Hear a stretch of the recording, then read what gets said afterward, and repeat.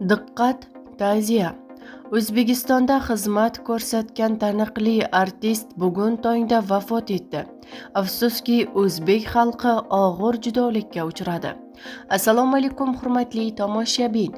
Tezkor yangiliklardan birinchilardan bo'lib xabardor bo'lishni istasangiz, videomiz ostida bir dona like va podpisatsiya tugmachasini bosib qo'yishni unutmang. O'zbekiston xalq artisti Zinayda Solovey vafot etdi. O'zbekiston xalq artisti Zinayda Solovey 87 yoshda vafot etganini ma'lum qilingan.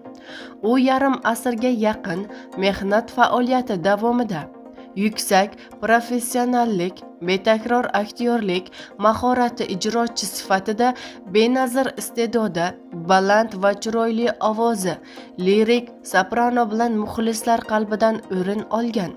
Qalampir o'z jamoasi, marhumning oila a'zolari va yaqinlariga hamdardlik bildiradi, deyiladi xabarda. Bizni kuzatishda davom eting.